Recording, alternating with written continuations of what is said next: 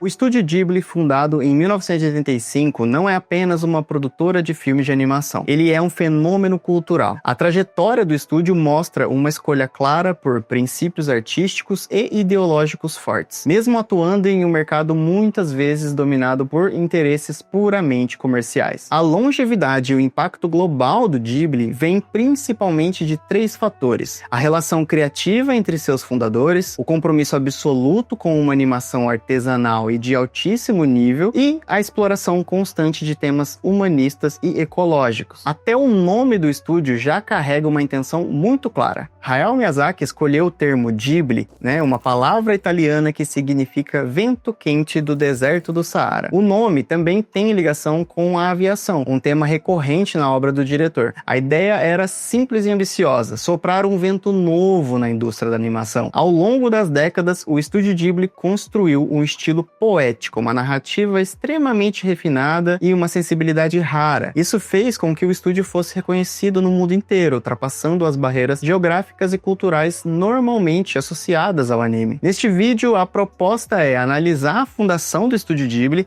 entender os pilares da sua identidade criativa, as diferenças de estilos entre seus principais diretores e os marcos que levaram às transformações mais recentes na estrutura do estúdio. A fundação do estúdio Ghibli não nasceu de um idealismo abstrato. Ela foi uma consequência direta e estratégica do sucesso de um filme específico, Náusica do Vale do Vento, lançado em 1984. Dirigido por Hayao Miyazaki e adaptado do próprio mangá do autor, Náusica é considerado o verdadeiro ponto de partida do estúdio Ghibli. O filme foi produzido pelo estúdio Topcraft, que antecede o Ghibli, e alcançou um sucesso tanto comercial quanto crítico. Esse resultado foi decisivo porque comprovou algo fundamental: existia no Japão um público disposto a assistir longas metragens com narrativas complexas e temas mais maduros. Náusica mostrou que Miyazaki e Isao Takahata podiam atrair grandes audiências sem abrir mão da própria visão artística. Com esse público consolidado, os fundadores conseguiram estabelecer um princípio que se tornaria central para a filosofia do Ghibli: a primazia da visão artística sobre as exigências puramente comerciais. É importante lembrar que nos anos 70 e 80, a indústria de animação japonesa era fortemente voltada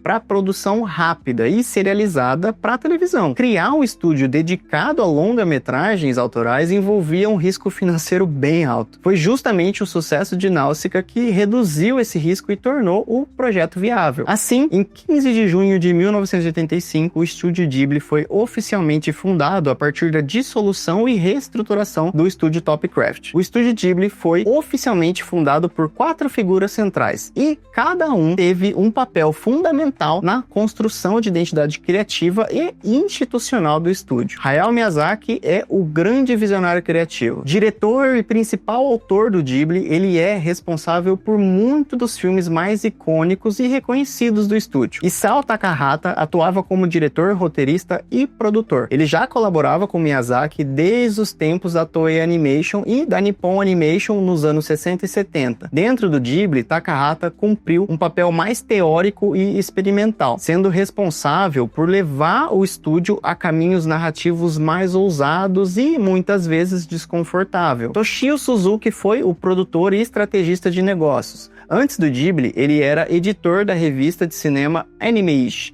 durante a produção de Náusica. Suzuki foi peça-chave tanto na fundação quanto na gestão financeira e estratégica do estúdio, garantindo que a visão artística fosse viável no mercado. Yasuyoshi Tokuma, fundador da editora Tokuma Shoten, completou esse grupo. A Tokuma Shoten foi a empresa mãe inicial do estúdio Ghibli entre 1985 e 2005, fornecendo o capital e a estrutura corporativa que permitiam ao estúdio focar na produção criativa. Os primeiros filmes do Ghibli já deixaram claro o alcance criativo que se tornaria a sua marca registrada. O Castelo no Céu, lançado em 1986, estabeleceu o estilo de fantasia e aventura associado a Miyazaki, mas a verdadeira dimensão do estúdio ficou evidente em 1988, com o lançamento simultâneo de 2 filmes opostos e complementares: Meu Amigo Totoro, dirigido por Miyazaki, e o drama brutal tal Túmulo dos Vagalumes, de Isao Takahata. Esse contraste definiu desde cedo a identidade do Estúdio Ghibli. A identidade artística do Estúdio Ghibli não pode ser separada da tensão criativa e da colaboração entre seus dois diretores fundadores. O trabalho de cada um funciona como um contraste complementar, e é justamente esse contraste que levou o estúdio a um patamar cinematográfico único. Hayao Miyazaki é reconhecido mundialmente pelo seu escapismo visual e pela criação de mundos de fantasia bem ricos, detalhados e profundamente envolventes. Seus filmes se destacam pela abordagem constante de temas progressistas, como o ambientalismo, o pacifismo e a complexidade moral dos conflitos humanos. Obras como Princesa Mononoke e A Viagem de Chihiro usam a fantasia não como fuga vazia, mas como uma ferramenta para discutir o equilíbrio delicado entre a natureza e o desenvolvimento humano. A preocupação ambiental é o eixo central da obra de Miyazaki. Ela funciona como um lembrete silencioso, porém poderoso, da beleza do mundo natural e da responsabilidade que temos em protegê-lo. Suas histórias frequentemente refletem a inquietação com a forma como a sociedade moderna se afastou da natureza, mas também carregam uma esperança clara, a de que, por meio da animação, seja possível reconectar as pessoas à ideia de viver em harmonia com a Terra. Isao Takahata representava o lado mais sombrio e introspectivo do Estúdio Ghibli. O foco do seu trabalho estava em uma análise profunda do comportamento humano, resultando em filmes que são, muitas vezes, emocionalmente confrontadores. A intenção de Takahata não era confortar o espectador, mas levá-lo a refletir sobre a própria vida e as suas experiências. Enquanto Miyazaki tende à fantasia, Takahata se voltava para as narrativas mais realistas e cotidianas. Seus filmes abordam temas sociais, eventos históricos e conflitos pessoais. Túmulo dos Vagalumes, por exemplo, é um retrato duro e profundamente humano dos impactos da guerra e da perda, funcionando como um contraponto direto à aventura fantástica presente nas obras de Miyazaki. Além disso, Takahata foi um verdadeiro pioneiro técnico. Ele constantemente empurrou os limites estéticos da animação, explorando estilos visuais fora do padrão associado ao Ghibli. Em Um Conto da Princesa Kaguya, adotou um visual inspirado em aquarelas e traços livres. Já em Meus Vizinhos, os Yamadas, trabalhou com um estilo que lembra esboços e ilustrações soltas. Essa abertura à experimentação ajudou a consolidar o Ghibli como um estúdio que valorizava a inovação, narrativa e estética. A coexistência desses dois diretores foi essencial para elevar o Estúdio Ghibli. A dualidade entre o escapismo poético de Miyazaki e a introspecção dura do Takahata impediu que o estúdio fosse visto apenas como um produtor de fantasia. Em vez disso, o Ghibli se afirmou como uma instituição de alta arte cinematográfica. A intensidade emocional e o foco no drama humano presentes nos filmes do Takahata complementaram a beleza visual do Miyazaki, reforçando o princípio fundador do estúdio: colocar a arte acima das exigências puramente comerciais. As narrativas do Estúdio Ghibli são construídas a partir de temas ambientais e sociais muito bem definidos, pensados para gerar uma conexão profunda tanto com o público japonês quanto com o público global. Ao longo de sua filmografia, o estúdio faz uma crítica constante ao desenvolvimento humano sem limites e à destruição da natureza, defendendo a ideia de equilíbrio e a responsabilidade coletiva de preservar o meio ambiente. Essas questões nunca aparecem de forma didática ou forçada. Elas são incorporadas organicamente às histórias junto de temas universais como amor, amizade e autodescoberta. É justamente essa abordagem fluida que permite que os filmes do Ghibli ultrapassem barreiras linguísticas e culturais, falando com pessoas de diferentes idades, países e contextos. Além da ecologia, o humanismo é um eixo central dessas narrativas. Existe uma ética da bondade que atravessa praticamente todos os filmes do estúdio. A empatia e a gentileza são apresentadas como valores fundamentais, e o Ghibli reforça a ideia de que praticar a bondade não exige grandes gestos heróicos. Muitas vezes basta ajudar o outro da melhor forma possível dentro das suas próprias limitações. Um dos traços mais marcantes da obra do Estúdio Ghibli, principalmente nos filmes do Miyazaki, é a forma como ele constrói protagonistas femininas fortes e complexas. Mas essa força não vem da violência ou da destruição destruição, como acontece em muitos filmes de ação de hoje em dia. Nas histórias do Ghibli, a força dessas personagens está na cura, na compaixão e na firmeza moral. Elas não precisam ser agressivas para serem poderosas. São personagens que tomam decisões difíceis, agem com empatia e seguem aquilo em que acreditam. Essas protagonistas são autossuficientes. Elas também demonstram cuidado pelos mais fracos e não hesitam em proteger quem não consegue se defender. Um bom exemplo disso é a Chihiro. Em alguns momentos mais importantes do filme, ela abre mão do único recurso que poderia salvar os seus pais para curar o Haku. A força dela está no sacrifício e no cuidado com o outro. O mesmo acontece com a San, que salva e cuida do Ashitaka. Com isso, o estúdio Ghibli construiu um novo tipo de heroísmo feminino. Um heroísmo que valoriza a integridade, a empatia e a capacidade de proteger e nutrir a vida. A filosofia do estúdio Ghibli não está só nas histórias que ele conta, mas também na forma como esses filmes são feitos. O estúdio sempre manteve o desenho 2D artesanal, mesmo com o avanço e a dominação do CGI na indústria. Esse processo é lento, minucioso e pode levar às vezes anos para ser concluído. Mas isso não é atraso tecnológico, é coerência ideológica. O modo de produção do Ghibli reflete exatamente aquilo que seus filmes defendem. O próprio Hayao Miyazaki já fez críticas duríssimas à arte gerada por inteligência artificial, chegando a dizer que esse tipo de criação é um insulto à própria vida. Essa rejeição à automação radical não é um capricho pessoal. Ela conversa diretamente com os temas humanistas e anti-industriais que atravessam toda a filmografia do estúdio. Ao insistir no desenho manual, no trabalho artesanal e no tempo humano do processo criativo, o Ghibli reforça a ideia de que a arte nasce da experiência, da sensibilidade e do contato direto com o mundo. A estética do estúdio não é só uma escolha visual, ela é uma extensão da sua ética. A profundidade estética dos filmes do Miyazaki passa por um conceito oriental chamado Ma. Ma é o entre-espaço, é o vazio cheio de significado, é o tempo e o silêncio criado para a contemplação. No cinema, isso parece de forma muito clara. São aquelas pausas deliberadas, os silêncios longos, as cenas em que ninguém está falando nada. Os personagens só observam o vento, a paisagem, o ambiente ao redor. Não tem ação imediata, não tem explicação. Tem respiro. Esses momentos permitem que o público processe o que acabou de acontecer, absorva a emoção e se conecte com o estado psicológico dos personagens. É isso que dá profundidade de verdade e imersão aos filmes do Ghibli. O silêncio aqui também conta história. A identidade visual exuberante do estúdio Ghibli não acontece por acaso. Ela nasce principalmente da sua direção de arte e um dos nomes mais importantes de todo esse processo é Kazuo Oga. Oga ficou mundialmente conhecido pelos fundos e paisagens extremamente detalhados, muitas vezes pintados em aquarela. São cenários naturais vivos, cheios de textura, luz e profundidade. Esse visual se tornou tão marcante que virou praticamente uma assinatura do Ghibli. O impacto disso vai além do cinema. Muitos desses cenários icônicos atravessaram a tela e se transformaram em destinos turísticos reais no Japão, reforçando a ponte direta entre arte, memória e mundo físico. Mas é importante entender que esse estilo nunca foi uma regra intocável dentro do estúdio. Isao Takahata, sempre em busca de novas formas de expressão, frequentemente desafiava o visual consagrado por Oga e Miyazaki. Em O Conto da Princesa Kaguya, por exemplo, ele adota um traço solto, quase inacabado,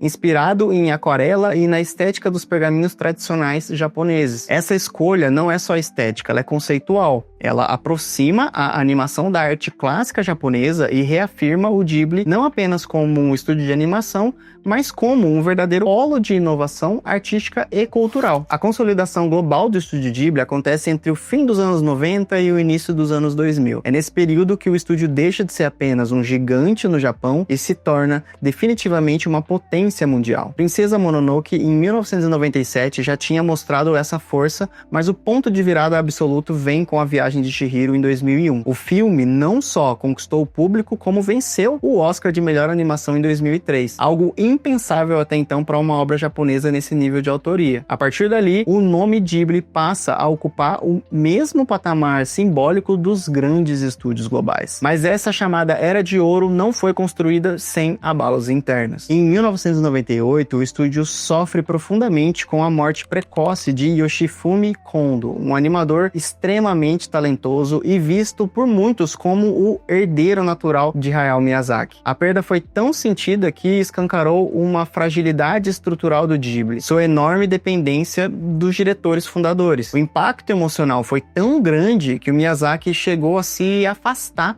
temporariamente do trabalho criativo. Paralelamente a esse momento de incerteza, o estúdio também começa a transformar seu legado em algo permanente. Em 2001, é inaugurado o Museu do Estúdio Ghibli em Mitaka, Tóquio. Mais do que um museu ali tradicional, ele funciona como uma experiência sensorial e labiríntica, pensada para capturar a magia da animação no espaço físico. Cofinanciado pela Nippon TV, o museu consolida o Ghibli não só como um estúdio de cinema, mas como uma instituição cultural. Nesse momento, o Ghibli já não é apenas um produtor de filmes. Ele se torna memória, espaço e identidade. Após o lançamento de Vidas ao Vento, em 2013, Hayao Miyazaki anuncia oficialmente sua aposentadoria. Para o estúdio cuja identidade sempre esteve profundamente ligada à figura do seu principal autor, essa decisão não foi apenas simbólica, ela foi estrutural também. Somada à exaustão da equipe e à dificuldade de sustentar um modelo de produção totalmente artesanal extremamente caro, a saída de Miyazaki levou o estúdio Ghibli a uma decisão bem drástica. Em 2014, o estúdio desmantela temporariamente sua equipe de produção e entra em hiato. É importante deixar claro, o Ghibli não estava à beira da falência. O problema não era financiamento no curto prazo, mas total estratégico. O alto custo da animação feita à mão, aliada à ausência de uma sucessão criativa clara, tornou insustentável, a continuidade do modelo que havia definido o estúdio aí por décadas. O Ghibli enfrentava pela primeira vez a pergunta que sempre adiou: como existir sem seus mestres fundadores? Paralelamente a essa crise interna, o mercado mudava rapidamente. A ascensão definitiva do streaming forçou o estúdio a reavaliar uma de suas posições mais rígidas, a resistência à distribuição digital. Historicamente, o Ghibli sempre priorizou o cinema, tratando seus filmes como obras que deveriam ser experienciadas e não consumidas de forma descartável. Ainda assim, em 2020, o estúdio toma uma decisão histórica. Firma uma parceria estratégica com a Netflix para disponibilizar praticamente todo o seu catálogo em grande parte no mundo, com exceção dos Estados Unidos, Canadá e Japão. Esse movimento marca a virada de mentalidade. Pela primeira vez, o Ghibli aceita a lógica da circulação global digital, permitindo que uma nova geração tivesse acesso direto à sua filmografia. A parceria mediada pela Wideband International foi construída sobre a promessa de respeitar a chamada filosofia Ghibli, garantindo que a expansão não diluísse a identidade artística do estúdio. Nesse ponto, o estúdio Ghibli deixa de ser apenas um relicário do passado e passa a negociar sua sobrevivência no presente, tentando equilibrar legado, tecnologia e autoria em um mundo que já não funciona nos mesmos termos de 1985. O problema da sucessão do estúdio Ghibli ficou ainda mais grave em 2018, com a morte de Isao Takahata. Ele lutava contra um câncer de pulmão e faleceu aos 82 anos. Com isso, chegava ao fim a dupla criativa que deu origem ao estúdio. A partir desse momento, Hayao Miyazaki passou a ser o único fundador ainda ativo, e isso acendeu um alerta enorme dentro do Ghibli. Miyazaki já tinha mais de 80 anos, e o produtor Toshio Suzuki também. A pergunta virou inevitável: quem vai segurar o estúdio quando eles não estiverem mais aqui? O nome mais óbvio para essa sucessão era Goro Miyazaki, filho de Hayao. Ele já tinha dirigido alguns filmes pelo estúdio,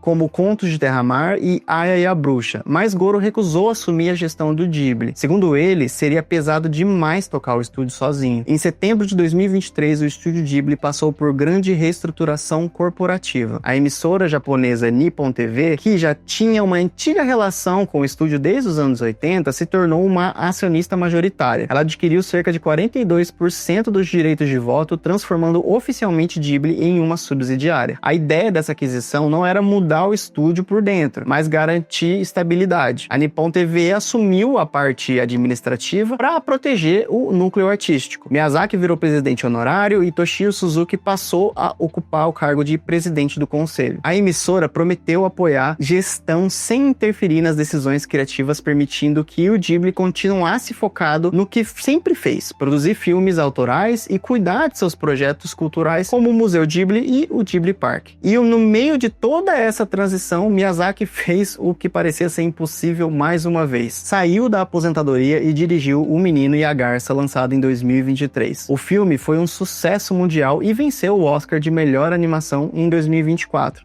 Provando que, mesmo diante de mudanças estruturais profundas, a força criativa do Estúdio Ghibli continua intacta. O Estúdio Ghibli construiu um legado que vai muito além do anime. Ele se tornou um ícone cultural global porque consegue contar histórias profundamente japonesas, cheias de folclore, silêncio e contemplação, mas que falam diretamente sobre algo universal: a experiência humana. O grande diferencial do Ghibli sempre foi a integridade artística. Em um momento dominado por pressão industrial, o estúdio escolheu o caminho mais difícil, manteve o desenho artesanal, usou o silêncio como linguagem e criou personagens femininas complexas, empáticas e humanas. Seus filmes nunca foram só entretenimento, eles são experiências cinematográficas completas. Esse legado continua se expandindo. Projetos como o Ghibli Park transformam o universo dos filmes em experiências físicas, enquanto o streaming, com parcerias como com a Netflix, garante que uma nova geração descubra essas obras ao redor do mundo. No fim das contas, o Estúdio Ghibli provou que é possível construir um império cinematográfico global sem abrir mão da filosofia, da sensibilidade e da autoria, mesmo que para isso seja preciso mudar quem administra para que a arte continue sendo a prioridade.